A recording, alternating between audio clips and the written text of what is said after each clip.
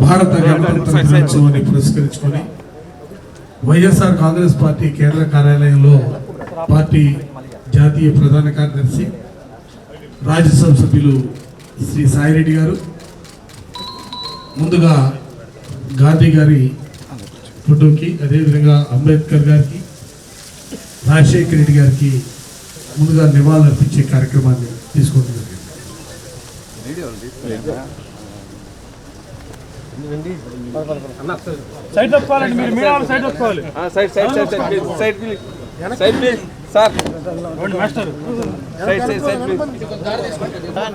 Party కేంద్ర కార్యాలయంలో party జాతీయ ప్రధాన కార్యదర్శి శ్రీ సాయిరెడ్డి గారిని జెండా ఆవిష్కరణ చేయవలసిందిగా కోరుతున్నాం.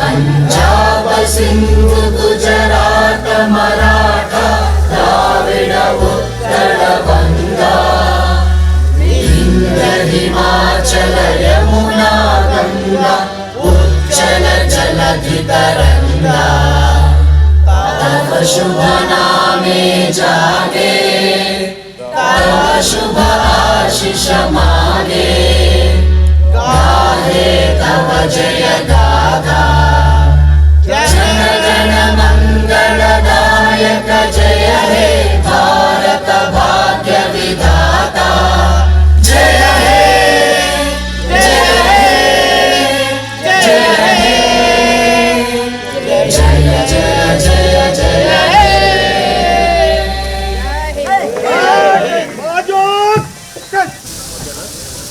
ఓకే. ఈరోజు వైఎస్ఆర్ కాంగ్రెస్ పార్టీ ఆఫీస్లో తాడేపల్లిలో గణతంత్ర ఉత్సవాలని జెండా ఆవిష్కరణ ద్వారా మనం జరుపుకుంటా ఉన్నాం.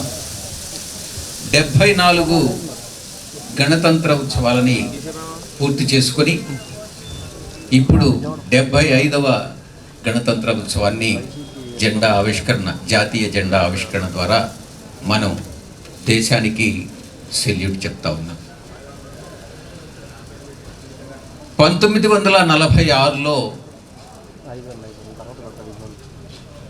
కాన్స్టిట్యూయెంట్ అసెంబ్లీ అన్నటువంటిది మనం నిర్మించుకొని చాలా పరిమితమైనటువంటి సంఖ్యలో ఎన్నికల ద్వారా మేధావుల్ని, స్వాతంత్ర సమర యోధులతో ఆ కాన్స్టిట్యూయెంట్ అసెంబ్లీ నిర్మించిన తర్వాత కొన్ని సంవత్సరాలు శ్రమించి 1949 జనవరి 26న కాన్స్టిట్యూయెంట్ అసెంబ్లీ భారత రాజ్యాంగాన్ని ఆమోదించడం జరిగింది. ఆ తర్వాత ఒక్క సంవత్సరానికి 1950 జనవరి 26న భారత రాజ్యాంగం అమలులోకి తీసుకురావడం జరిగింది. అప్పటి నుంచి కూడా ఇప్పటి వరకు అప్పటి వేసినటువంటి పునాది ఎవరైతే స్వాతంత్ర సమర యోధులు, ఇంటలెక్చువల్స్, మేధావులు డాక్టర్ బాబాసాహెబ్ అంబేద్కర్ గారి మార్గదర్శకత్వంలో రూపొందించినటువంటి ఆ యొక్క రాజ్యాంగం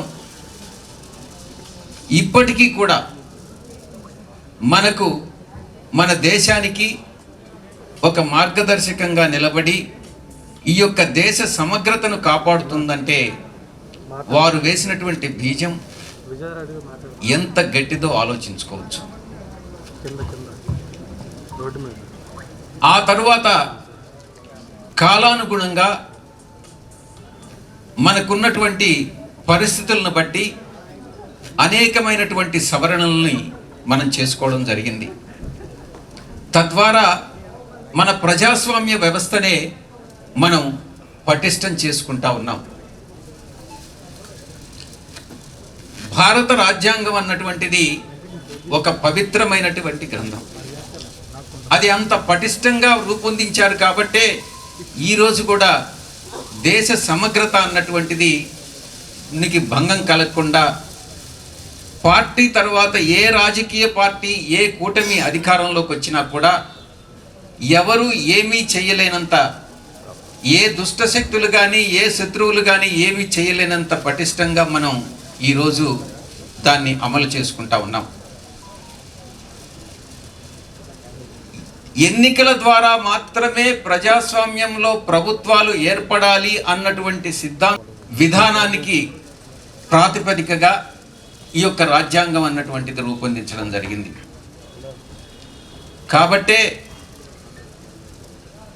ప్రభుత్వాలు మారుతూ వచ్చాయి. 1977, 80, 89 ఆ రకంగా ఇప్పటి వరకు కూడా ప్రభుత్వాలు మారుతూ అనేక ఎన్నికలు, లోక్సభ ఎన్నికల తర్వాత మారుతూ వచ్చాయి. దీన్ని బట్టి ప్రజాస్వామ్యం భారతదేశంలో ఎంతగా వేళ్ళూనుకుందో మనం అర్థం చేసుకోవచ్చు. ఎంత పెద్ద గొప్ప రాజకీయ కుటుంబమైనా కూడా ఆ కుటుంబంలో ఉన్నటువంటి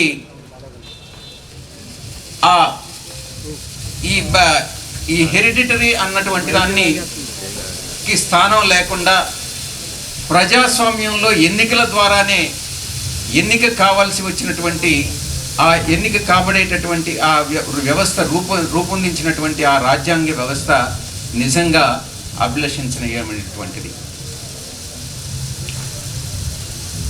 మన పక్క దేశంలో పాకిస్తాన్లో కూడా ఇస్లామిక్ రిపబ్లిక్ ఉంది. కానీ భారతదేశంలో ఉన్నంత పటిష్టంగా పాకిస్తాన్లో లేదు.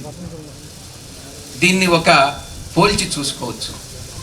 అదేవిధంగా ఐరోపా దేశాల్లో కూడా, జర్మనీ కానీ మిగతా దేశాలు కానీ ఎక్కడైనా కూడా ఇప్పుడిప్పుడే ప్రజాస్వామ్యం అన్నటువంటిది అక్కడ వేళ్ళూనుకుంటా ఉంది. ఈ యొక్క రాజ్యాంగాన్ని ఇచ్చినటువంటి మన నాయకులు, మేధావులు, స్వాతంత్ర సమరయోధులు, ముఖ్యంగా బాబాసాహెబ్ అంబేద్కర్ గారు, వీళ్ళందరినీ కూడా ఒక చరిత్రలో మనకు మార్గదర్శకులుగా ఈ యొక్క దేశానికే గర్వకారణంగా చరిత్రలో నిలిచిపోతారన్నటువంటి దాంట్లో సందేహం లేదు. మనం ఈ యొక్క రాజ్యాంగాన్ని అవసరమైనట్టు మేరకు మార్పులు చేసుకుంటూ, దాన్ని చట్టబద్ధంగా మార్పులు చేసుకుంటూ, జ్యుడిషియల్ చెక్ అన్నటువంటిది ఆల్వేస్ ఉంటుంది, స్క్రూటినీ అన్నటువంటిది. తద్వారా భావితరాలకు ఈ రాజ్యాంగాన్ని మనం అందించాలి అన్నటువంటి అంశాన్ని గుర్తుపెట్టుకొని మనం అన్ని రాజకీయ పార్టీలు కూడా నడుచుకోవాలని విజ్ఞప్తి చేసుకుంటూ ఈ యొక్క గణతంత్ర ఉత్సవాల్ని మనం అత్యంత ఉత్సాహంగా జరుపుకుంటున్నామని తెలియజేసుకుంటూ సెలవు తీసుకుంటాం. ధన్యవాదాలు.